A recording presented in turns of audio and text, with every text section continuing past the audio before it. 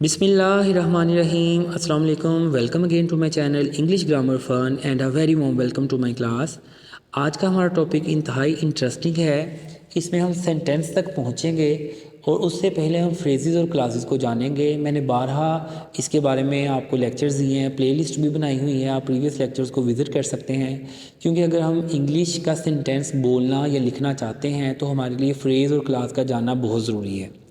सबसे पहले हम आपको एक बात बताता चलूँ कि इंग्लिश में लेटर्स होते हैं ABCDE, ये लेटर्स हैं। लेटर्स मिलके वर्ड्स बनाते हैं, जैसे CAT कैट, DOG डॉग।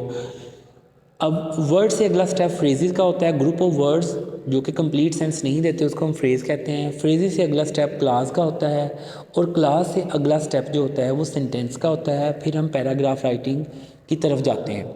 सबसे पहले हम जानते हैं फ्रेज़ होती क्या। Phrase is a group of words that has no verb. Phrase के अंदर वर्ब नहीं होगा, ये आपने जाना है। ग्रुप ऑफ वर्ड्स होंगे लेकिन इसके अंदर वर्ब नहीं होगा। On its own it does not make complete sense, खुद से ही अपना पूरा मीनिंग क्लियर नहीं करता।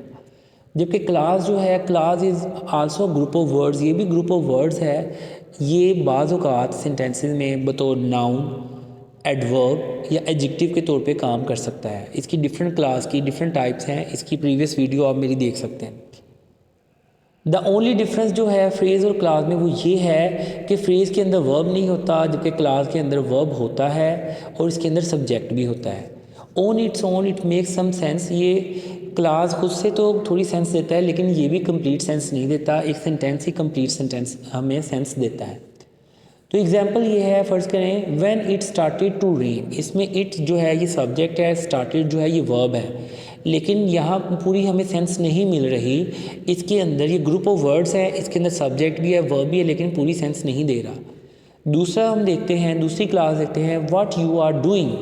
यहाँ पे यू जो है ये सब्जेक्ट है और आर डूइंग जो है ये वर्ब है, लेकिन व्हाट जो है इसने इसको सब ऑर्डिनेट कंजंक्शन बना दिया। इसने सब ऑर्डिनेट कंजंक्शन ने इसको सब ऑर्डिनेट क्लास बना दिया, इसलिए पूरा मीनिंग ये नहीं दे रहा।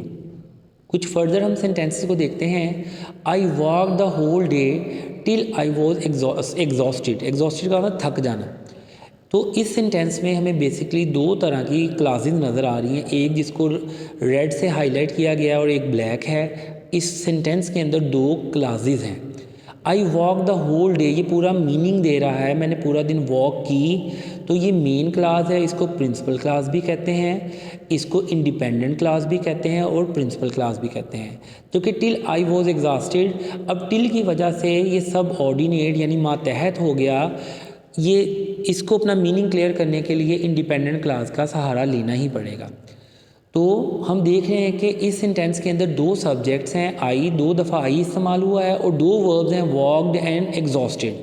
लेकिन हमने ये जाना कि इस सेंटेंस के अंदर दो क्लासेस हैं, I walk the whole day और till I was exhausted. The words till I was exhausted do not make complete sense, इसीलिए इसके अंदर इस टिल की वजह से पूरी इसने अपनी सेंस को नहीं दिया। हालांकि इसके अंदर सब्जेक्ट भी है और वर्ब भी है, जबकि first part of the sentence जो है वो मेन क्लास है और उसके अंदर पूरा मीनिंग दिया जा रहा है, उसमें सब्जेक्ट भी है और वर्ब भी है। अच्छा, मेन क्लास जो है ये हम शुरू में भी इस्तेमाल कर सकते हैं, इसको हम बाद में भी इस्तेमाल कर सकते हैं। तो दोबारा सम अप करता हूँ, फ्रेज़ जो है इसको ग्रुप ऑफ वर्ड्स कहते हैं, इसके अंदर अलहदा से वर्ब नहीं होता।